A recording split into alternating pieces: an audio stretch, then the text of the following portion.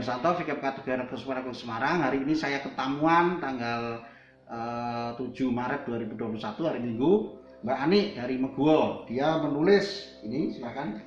Ini menulis kitab suci dengan tulisan tangan, dikutip dari Perjanjian Lama sampai Perjanjian Baru. Silakan Mbak Ani cerita. Berkah dalam saudara-saudariku yang terkasih dalam Kristus. Nama saya Ani Maria dari Stasi Meguwo, Paroki Kalasan.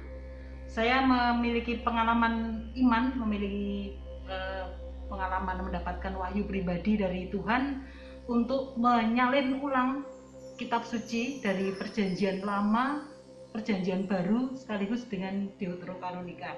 Saya tulis dengan tulisan tangan, ini dari Kejadian. Saya tulis start mulai tanggal 1 Oktober 2016. Setelah Perjanjian Lama, saya skip dulu langsung ke Perjanjian Baru. Ini kitab Wahyu. Saya menulis tanggal 23 Juni 2020.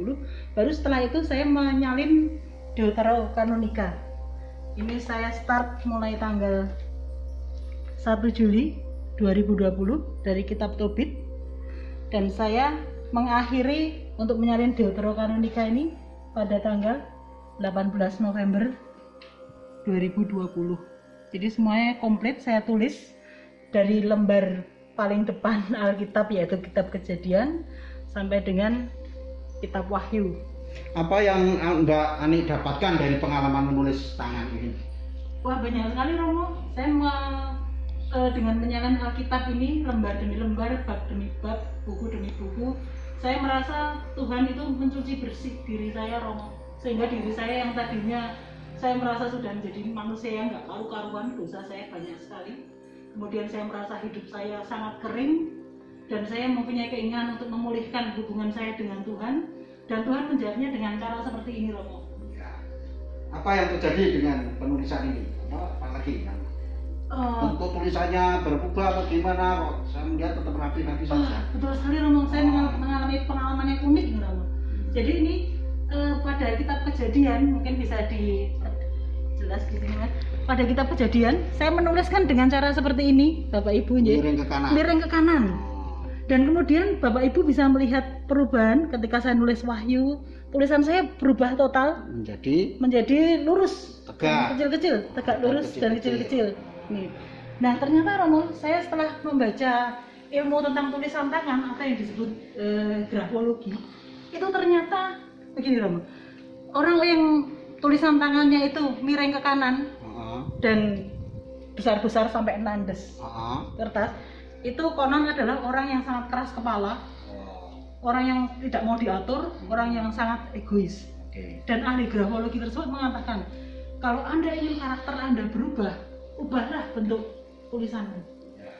Dan saya ketika menuliskan ini Romo, ini saya tidak menyadari tulisan tangan ini berubah sendiri. Sebelum tahu grafologi itu Romo. Pada waktu saya menulis ini Alkitab ini, saya merasa kisah-kisah dalam Alkitab ini bukan cerita seperti cerita rakyat begitu saja. Kisah-kisah ini begitu hidup, sehingga ketika saya menyalin lembar demi lembar, saya merasa saya masuk ke dalam peristiwa di dalamnya, ke dalam alur cerita di dalamnya. Seperti misalnya pada waktu Raja Daud, pada waktu itu belum jadi raja ya, Daud dikejar-kejar oleh Raja Saul untuk dibunuh. Daud bersembunyi di Goa Adulam. Itu saya merasakan sangat ketakutan seperti yang Daud rasakan seperti waktu itu. Kemudian misalnya pada waktu Yakub meninggal, Yakub putra Ishak meninggal, saya juga merasakan kesedihan yang sangat mendalam Romo. Saya merasakan berkabung yang luar biasa. Sehingga kisah-kisah ini saya imani dan benar-benar saya merasa Tuhan menyentuh saya benar-benar. Iman jadi bertumbuh karena bacaan dan penulisan kembali kitab suci. Betul sekali Romo. Ya, bagus sekali ya.